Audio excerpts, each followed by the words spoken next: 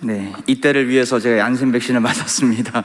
마스크를 벗고 말씀 나누겠습니다. 할렐루야, 반갑습니다. 일산교회 정말 저에게 특별한 의미가 있는 교회입니다. 아까 우리 윤상덕 목사님, 존경하는 목사님께서 말씀하셨듯이 화평교회 부교육자로 있을 때 2010년인 것 같아요. 2010년, 11년 여기 지하 소예배실, 중예배실에서 LMTC를 그때 할 때 앞에서 찬양 인도도 하고 선교사님들 소개하고 또 함께 우리 훈련생들과 함께 희노애락을 나누면서 훈련 받았던 기억이 있는데 이렇게 훈련에 임했던 장로님, 권사님, 집사님 다시 한번 만나게 되어서 다시금 반갑습니다. 또 우리 윤상덕 목사님, 담임 목사님으로 부임하셔서 일산교회가 정말 흥왕하고 아름답게 부흥하고 있다는 소식들이 인도네시아까지 들렸었습니다. 그래서 참 그 목사님 계신 곳에 와서 같이 또 말씀을 나누게 되어서 다시 한번 감사합니다. 담임 목사님은 제가 늘 배우고 싶고 또 깊이 교제하고 싶은 목사님 중에 한 분이십니다. 하나님께서 사랑하시는 일산교회 교우들에게 우리 목사님 보내셔서 또 아름다운 공동체, 건강한 공동체를 이룰 수 있도록 큰 복을 허락하신 줄 믿습니다. 오늘 부족한 종을 통해서 좋은 지도자, 좋은 일꾼들이 많은 일산교회에서 함께 말씀을 나누게 되었는데요. 또 오늘 약 20명의 우리 선교사님들과 함께 또 이렇게 여러 가지 선교의 밤을 보내게 되어서 너무나 감사합니다. 앞서 말씀 목사님께서 소개해 주셨기 때문에 간단하게 소개를 드리자면 참 우여곡절이 많았습니다. 한 2009년도에 화평교회 부임하고 나서 이제 부교육자로 있다가 또 2016년도에 GMS 파송 선교사로서 인도네시아 장기 선교사로 나갔습니다. 뭐 이렇게 한국에 들어올 생각도 없었고 또 들어올 가능성도 없었고 그곳에 가서 뼈를 묻겠다라는 마음으로 나갔는데 또 하나님의 은혜로 또 다시 오게 되어서 화평교회를 세우신 최상태 목사님은 원흥 지역에 분립개척해서 또 아름다운 건강한 교회를 이루고 계시고 또 그 후임 위임 목사로서 이렇게 오게 되었습니다. 참 우리 인생길은 한치 앞도 내다볼 수 없음을 보게 됩니다. 요즘 저도 사역을 할 때 이런 마음을 가지고 하고 있습니다. 내일 일은 난 몰라요. 항상 그 마음을 가지고 그 노래를 부르면서 사역을 하고 있습니다. 오늘 하루가 마지막이다. 오늘 전하는 말씀이 내 인생에서 마지막 설교다라는 마음을 가지고 오늘 이렇게 섰는데 사실 설교하기 전에 이미 다 은혜를 받은 것 같아요. 우리 선교사님들 통해서 참 다양한 상황과 환경들 속에서 꿋꿋이 믿음을 지켜가면서 주님 바라보며 나아가는 선교사님들 볼 때 그 어떤 말씀이 필요할까, 이분들이 다 준비된 모습이다라는 생각을 하게 됩니다. 참 우리 인생 가운데 코로나라는 직격탄을 맞아서 쉽지 않은 상황 가운데 있지만 우리는 날마다 하나님의 은혜로 살아가는 줄 믿습니다. 덤으로 살아가는 것 같아요. 덤으로 다음 날에 눈뜨게 하시고 덤으로 사역의 지경도 넓혀주심을 보게 됩니다. 오늘 본문에 나온 바울도 그러한 각오로 지금 우리 앞에 서 있는 것이죠. 이번이 마지막이다 라는 각오로 밀레도에서 그 예배소 장로님들을 초청해서 거기서 지금 고별 설교하고 있는 장면이 우리의 눈앞에 펼쳐져 있습니다. 예배소는 어떤 곳입니까? 바울이 두란노 서원에서 2년 동안 그 우상 숭배가 가득한 곳에서 말씀을 전한 곳 아닙니까? 교회를 세운 곳 아닙니까? 온 힘을 다해서 가르쳤고 전도했고 장로님들까지 세울 정도로 든든하게 교회가 아름답게 서 나가고 있는 상황이었죠. 바울은 이제 영적인 아비로서 마지막으로 복음 전도자로서의 태도를 우리에게 보여주고 있습니다. 이 자리에 계신 일산교회 모든 교회 여러분, 또한 줌으로 들어와 계시는 우리 선교사 모든 선교사님 여러분, 이 밤의 짧은 시간이지만 이 바울의 복음 전도자로서의 모습을 보면서 우리가 사명자로서 어떠한 태도로 하나님 앞에 쓰임 받아야 될 것인가를 함께 나누고자 합니다. 그의 고백은 무엇입니까? 24절에 그는 이렇게 고백하고 있습니다. 후반절이죠. 나의 생명조차 조금도 귀한 것으로 여기지 아니하노라. 자기의 생명조차 하나님을 위해 드릴 준비가 되어 있음을 그는 선포하고 있는 것이죠. 어떻게 우리 선교사님들 이런 각오로 선교지에 계십니까? 우리 일산교회 모든 교회 여러분, 이런 각오로 주신 사명을 잘 감당하고 계십니까? 코로나 시대 속에서 한치 앞도 내다볼 수 없는 그런 상황 속에서 안타깝지만 이런 각오로 살아간다는 것이 쉽지 않음을 보게 됩니다. 마음으로 결단하고 날마다 다짐하면서 하나님 앞에 무릎 꿇지만 우리의 실상은 우리 삶의 현장으로 달려나갔을 때는 정말 우리가 하나님을 위해서 나의 생명조차 조금도 귀한 것으로 여기지 아니하겠노라는 그 사명은 온데간데였고 그냥 하루하루 버티고만 계시지는 않습니까? 이 바울의 고백이 우리의 고백이 되길 원합니다. 이 바울의 각오가 우리의 각오가 되길 원합니다. 우리의 인생, 우리의 사역, 삶의 모든 부분 속에서 참 패러다임이 바뀌고 있는 시기입니다. 가는 선교사로서, 보내는 선교사로서 역할을 감당하는 우리가 이 생명을 내건 각오를 가지려면 어떠한 모습 가운데 나아가야 합니까? 시대가 바뀌어도 이 본질적인 방법은 바뀌지 않습니다. 그 본질은 무엇입니까? 다시 한번 말씀을 한번 볼까요? 22절, 23절에 그 생명을 각오한 자의 모습이 나옵니다. 보라, 이제 나는 성령에 매여 예루살렘으로 가는데 거기서 무슨 일을 당할는지 알지 못하노라. 오직 성령이 각성해서 내게 증언하여 결박과 환난이 나를 기다린다 하시나.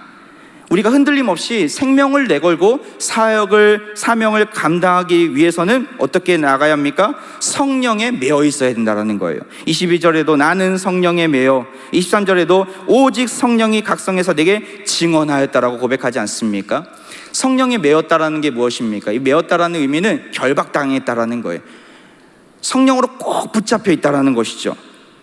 성령의 인도하심을 받는 지금 바울의 모습을 보게 됩니다. 마음속에 말씀하시는 성령님을 통해서 하지 않으면 안 된다는 음성이 있다라는 것이죠. 바울은 비록 예루살렘에 가면 결박이 있고 환난이 있고 여러 가지 어려움이 있을지라도 성령님을 통해서 가라는 메시지를 받으니까 그의 마음 가운데는 나의 생명도 조금도 귀한 것으로 여기지 아니하겠노라는 각오가 생긴 것이죠. 성령에 철저하게 매인 그 바울의 모습을 우리는 보게 됩니다. 예루살렘을 통해서 로마와 또한 스페인으로 복음을 전하도록 하시는 하나님의 계획을 그는 알았던 것이죠. 그래서 담대히 성령님의 음성을 듣고 성령님의 뜻을 알고 성령님의 메인바 되어서 나아가고 있는 바울의 모습을 보게 됩니다. 우리 선교사님들, 또 우리 일산교회 모든 교우 여러분, 무슨 힘으로 사명을 감당하고 계십니까? 선교 사역을 하면 물론 든든한 재정도 필요합니다. 건강도 필요하고 또한 환경도 잘 열려야 합니다. 하지만 더욱 본질적인 부분은 성령의 인도하심이 있어야 된다는 거예요. 성령님의 인도하심을 받아야 우리 인생을 송두리째 내어 드릴 수 있다는 것이죠. 말은 성령님 성령님 하면서도 정작 중요한 사역의 갈림길에서는 성령님의 인도하심보다는 인간적인 계산기를 두드리면서 나가고 있지는 않습니까? 우리 인생도 하나님께서 주신 비전이 분명히 있을 텐데 그 사명을 이루는 데 있어서 성령님의 인도하심보다는 내 욕심대로 내 마음대로 살아가고 있지는 않습니까? 우리 아까 어떤 선교사님 말씀하셨는데 본질로 돌아가야 합니다. 재정적인 계산기를 두드리는 것은 나중에 하시고 먼저 무릎 꿇고 성령님의 인도하심을 구하시길 바랍니다. 그러할 때 하나님께서 길을 열어주신다라는 거예요. 저는 장교 출신입니다. 그래서 무조건 안 되면 되게 하라는 의식이 참 많이 강했습니다. 부교육자 때는 그게 참 많은 장점을 발휘했던 것 같아요. 그런데 선교지에 가보니까 그런 식으로 살다가는 그렇게 행동하고 그렇게 마음을 각오를 가지고 선교지에서 생활하다가는 제가 오히려 병이 나겠더라고요. 왜냐하면 계획된 대로 되는 게 하나도 없더라고요. 오늘은 이것도 하고 저것도 하고 여러 가지 계획을 세운다 하지만 변수가 많고 전혀 생각하지 못한 예외가 많고 하루하루 일정을 계획하면서 많은 것을 하려고 하니까 아무것도 되는 게 없더라고요. 가자마자 한 3달 동안은 계속 콜록콜록 하면서 제 영적인 부분들 또한 육적인 부분들 병들어감을 느꼈습니다. 그 몇 달 뒤에 고백하게 되었어요. 하나님, 전 2손 2발 다 들었습니다. 하나님께서 알아서 해주세요. 그래서 하나님 말씀 가운데 귀를 기울이면서 오늘은 무엇을 해야 될까? 오늘은 은행 가는 날, 내일은 우체국 가는 날, 내일 모레는 이민국 가는 날, 하루에 한 가지씩 하나님의 그 인도하심에 따라서 가게 되었어요.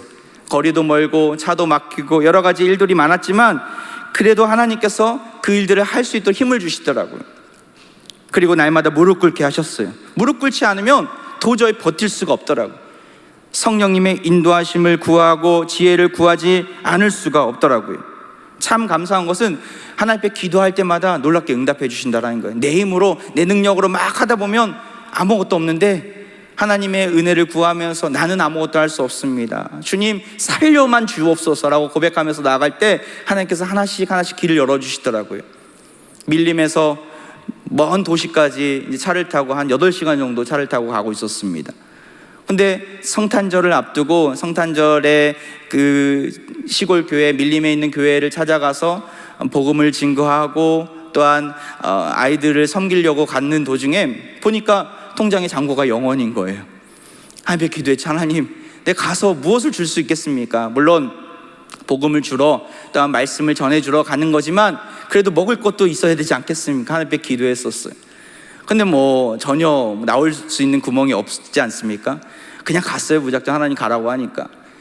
그때 갑자기 문자가 뛰고 오는 거예요. 어떤 한인교회 어떤 장로님께서 저를 생각하면서 가족들과 식사하시라고 그 선교비를 조금 보내드리겠다고 연락이 온 거예요. 옳았구나.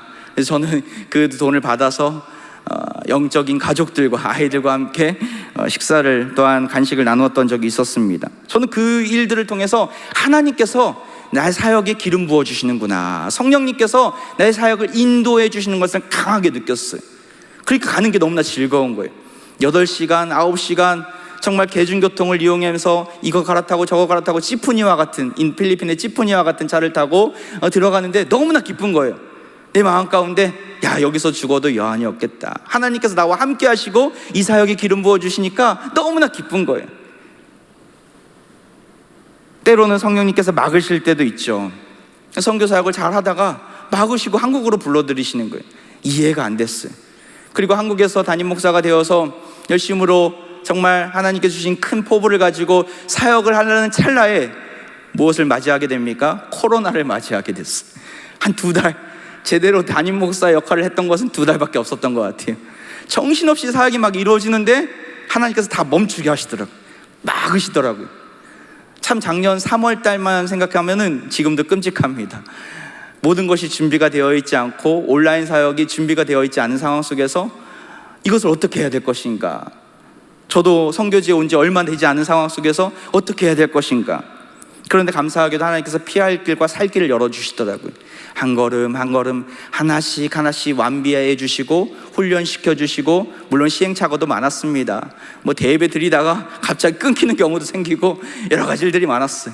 하지만 하나씩 하나씩 하나님께서 해결해 주시면서 하나님의 인도하심을 받으면서 가니까 또 기쁘더라고요. 그리고 참 감사한 것은 그래도 낯선 공간이 아니니까 여기서 7년 동안 부교육자로 생활하면서 많은 교우들과 친분을 누렸고 또한 목양 사역을 했었는데 만약에 내가 몰랐다면 이분들을 얼굴도 모르고 코로나의 직격탄을 맞았다면 참 쉽지 않았을 것 같아요. 참 감사한 것은 그래도 얼굴을 알고 사정을 알고 형편을 알고 기도 제목을 아니까 전화하더라도 참 위로의 말씀을 나눌 수 있어서 감사하더라고요. 성령이 막으시니까 오히려 제가 미처 생각하지 못한 감사거리가 있더라고요. 우리 선교사님들, 우리 일상교회 모든 교우 여러분, 성령의 인도하심을 받으십시오. 성령의 메인발을 우리가 메어지며 성령이 우리를 강하게 붙잡고 계시면 우리는 목숨도 아깝지 않습니다. 주시면 하고 안 주시면 안 하면 됩니다. 어찌 보면 단순합니다. 인도하심을 받는다라는 거 복잡한 게 아니죠. 결코 억지로 무리하게 막힌 길을 뚫으려고 억지로 하지 마십시오. 힘만 들고 결국에는 꼬꾸라져 버립니다. 아무것도 없다고요? 잠깐 멈추십시오. 성령님이 예수님을 광야로 내모신 것처럼 우리를 광야로 내모실 때가 있어요. 아무것도 없는 황무지로 내모실 때가 있어요. 그때 오히려 하나님을 만날 수 있는 절호의 기회인 줄 믿습니다. 하나님의 세미한 음성을 들을 수 있는 절호의 기회인 것이죠. 예수님은 그 광야 속에서 40일 동안 마귀와의 싸움을 이기시고 승리의 깃발을 꼽고 공생애를 시작하지 않았습니까? 승리를 경험할 수 있는 절호의 기임을 기억하시고 그 광야 속에서 주시는 은혜를 누리시기 바랍니다. 선교사가 또한 사역자가 가장 쉽게 범하는 잘못이 무엇인지 아십니까? 내가 하는 사역이 가장 이상적이라고 착각하는 거예요. 저도 그랬어요. 선교 사역할 때 야, 내가 하는 게 현지 교단을 돕고 또한 교회를 개척하고, 야, 이만큼 완벽한 사역이 있을까? 그런데 선교지에 딱 가보니까 또 많은 선교사님들 사역을 들어보니까 교만이었더라고요. 그래서 한국에 오면서 한 결심은 함부로 선교사님들의 사역을 판단하지 말자. 각자 주신 은사가 있고 또한 상황이 다르고 소명대로 가는 것이다 라는 생각을 하게 되었어요. 각자의 인도하심이 있는 것이죠. 왜 교만이 찾아옵니까? 성령의 인도하심을 무시하기 때문에 그러하죠. 성령의 인도하심을 경험하는 자는 겸손한 자입니다. 소통하는 자예요. 성령님이 하나 되게 하시는 영 아닙니까? 마가의 다락방에서 임하신 성령님은 방언을 통해서 서로의 생각을 읽고 대화 나눌 수 있도록, 소통할 수 있도록 길을 열어주시지 않았습니까? 성령의 인도하심을 받는 사람은 서로를 소통하고 또 용납하고 하나 되게 힘쓰는 자인 것이죠. 나는 성령 충만한 자이니까 내 마음대로 할 거야, 내가 곧 법이야, 교만한 자입니다. 하나님은 교회를 통해서 일을 하십니다. 교회를 통해 선교 정책을 펼쳐 가십니다. 선교는 교회가 하는 것이죠. 선교사님들은 교회에 파송을 받아서 그 사명을 이루고 있습니다. 우리 선교사님들 성령의 인도하심을 받는다면 교회와 소통하시기 바랍니다. 나누시기 바랍니다. 여러 현지의 상황과 환경들은 모를지라도 함께 나누면서 소통하면서 그 해결책을 찾아가시기 바랍니다. 그냥 선교비만 보내주지 뭘 다 알아야 돼, 목사님도 뭘 다 알아야 돼, 이것은 교만한 마음이에요. 교회를 통해서 하나님은 일하신다는 것을 잊지 마시고 교회와 담임 목사님과 선교회와 끊임없이 소통하면서 하나님의 뜻을 찾아가는 것이 성령 충만한 자의 모습임을 기억하시기 바랍니다. 그러할 때 나의 생명도 조금도 귀한 것으로 여기지 아니하며 주신 사명을 온전하게 이룰 수 있는 것이죠. 그리고 바울은 어떻게 사단 결단의 자리로 나아갑니까? 24절에 이렇게 나옵니다. 내가 달려갈 길과 주 예수께 받은 사명 곧 하나님의 은혜의 복음을 증언하는 일을 마치려 하면은 나의 생명조차 조금도 귀한 것으로 여기지 아니하노라. 지금 바울이 어떤 일에 자기의 생명도 조금 귀한 것으로 여기지 않는다라고 이야기합니까? 하나님의 은혜의 복음을 증언하는 일에 그의 인생을 드렸다라고 고백하지 않습니까? 사명의 초점을 복음을 증언하는 일에 맞춰야 된다라는 거예요. 한 가지 분명한 목적은 여기에 있다라는 것을 기억하시기 바랍니다. 그러할 때 생명을 내건 각오를 할 수 있다라는 거예요. 무슨 말입니까? 주님께서 우리에게 부탁하신 일이 뭐예요? 본질적인 복음을 증거하는 일 아닙니까? 전하는 방법은 다양할 수 있어요. 하지만 궁극적인 목표는 하나입니다. 바로 복음을 증거하는 일입니다. 모양은 다르지만 본질은 같습니다. 복음이 무엇입니까? 바로 예수 그리스도의 십자가와 부활인 줄 믿습니다. 선교지에 가면 각자의 은사에 따라서 다양한 사역을 합니다. 학교 사역도 하고 체육 사역도 하고 또한 교회 개척 사역도 하고 현지 미자리 교회를 돕는 사역도 합니다. 또한 비즈니스 선교를 하는 분도 있어요. 무슬림권이냐 또한 불국권이냐 공산권이냐 힌두권이냐 각양각색입니다. 하지만 본질만은 놓쳐서는 안 됩니다. 본질이 무엇입니까? 복음을 증언하는 일이라는 거예요. 제가 이것을 왜 강조하냐면 생각보다 많은 분들이 안타깝게도 이것은 차선책으로 두고 복음보다 비본질적인 일에 많이 몰두하고 있다는, 거기에 많은 에너지를, 너무 많은 힘을 쏟고 있다는 거예요. 물론 그 나라의 상황과 환경과 또한 여건이 다르기 때문에 함부로 판단할 수는 없습니다. 하지만 우리가 놓쳐서는 안 되는 것은 이 복음에 올인해야 된다는 것이죠. 주객이 전도되어서는 안 된다는 것입니다. 선행을 베풀고 교육하는 일들, 건물 짓는 일들 필요합니다. 열악한 곳에 도움을 주어야 합니다. 하지만 주는 뭡니까? 복음 선포라는 거예요. 복음 증거라는 거예요. 이 일에 목숨을 걸어야 된다는 것이죠. 어설프게 시작한다면 차라리 안 하는 게 좋을 수도 있습니다. 2마리를 토끼를 다 잡다가 모두 놓칠 경우를 많이 봤기 때문에 그러합니다. 나라마다 비자 문제로 삶의 피로 때문에 현실적인 어려움이 있을 수 있어요. 어쩔 수 없이 해야 되는 사역들이 있어요. 하지만 자선책으로 생각을 하시고 내가 이 땅 가운데 하나님의 부르심을 받고 온 이유는 복음 증거다라는 사명을 결코 잊어서는 안 됩니다. 이것을 잊어버리면 정체성에 혼란이 와요. 내가 여기 왜 있는가? 내가 여기에 건물 질러 왔는가? 내가 여기에 사람들을 먹을 것을 주려고 왔는가? 여러 가지 정체성의 혼란이 옵니다. 저는 지금 방법을 이야기하는 것이 아닙니다. 방법은 다양합니다. 인정해야 합니다. 하지만 궁극적인 선교 목적이 흐려져서는 안 된다는 것을 말씀드리고 싶어요. 복음 전파 사역이 결코 흐려져서는 안 된다는 것을, 이것이 최우선순위가 되어야 된다는 것을 말씀드리고 싶어요. 지은 건물은 낡아질 수 있습니다. 나눠진 양식은 먹어 없어집니다. 비즈니스가 잘 되면 좋겠지만 순식간에 정리될 수도 있습니다. 하지만 복음만은 그렇지 않습니다. 복음이 뿌려졌을 때 비록 겨자씨와 같이 작은 것이지만 나중에 공중의 새가 깃들 정도로 풍성한 나무가 될 것입니다. 제가 깔리만탄에서 만난 한 선교사님을 말씀드리고 오늘 설교를 마치도록 하겠습니다. 한 번은 깔리만탄이 어디냐면 보르네오 섬입니다. 보르네오. 인도네시아 자카르타에서 1시간 반이나 2시간 정도 비행기를 타고 가야 보이는 큰 섬입니다. 세계에서 3번째 큰 섬. 한반도에 우리나라의 7배가 되는 섬입니다. 섬이지만 사실 대륙입니다. 그곳에서 중부 지역에서 세미나와 어떤 전도 집회를 가진 적이 있어요. 그 지역 목회자가 세미나가 끝나고 나서 저를 그 교회 뒤편으로 데려가더라고요. 그리고 그 뒤편에 어떠한 광경이 펼쳐졌냐면, 제가 사진을 준비 드리라고 부탁드렸는데 이러한 장면을 보았어요. 이게 뭐냐면 무덤이에요. 무덤. 옆에 쓰레기가 가득하고, 또한 저는 타일로 이렇게 되어 있어서 이게 뭔가 했더니 나중에 보니까 막 한 무덤이라고 하더라고요. 이 무덤이 누구의 무덤이냐면 1901년에 이 땅을 떠난 어니스트 윌리엄 프레지, 그 다음 사진을 보면 그분의 얼굴이 나옵니다. 독일 선교사의 무덤입니다. 61세까지 이 깔리만탄 중부에서 사역을 하다가 거기서 죽은 선교사입니다. 그가 39에 1878년에 이 따명라양이라는 이 중부 지역으로 와서 20년 동안 사역을 했었어요. 당시에는 교회가 없었습니다. 당시에는 복음의 불모지였어요. 그는 거기서 교회를 먼저 세우고 예배를 드리고 성경을 번역하고 찬송가를 번역하고, 그리고 학교와 유치원을 통해서 교육사업도 하게 됩니다. 그가 뿌린 복음의 씨앗, 지금 얼마큼 자란지 아십니까?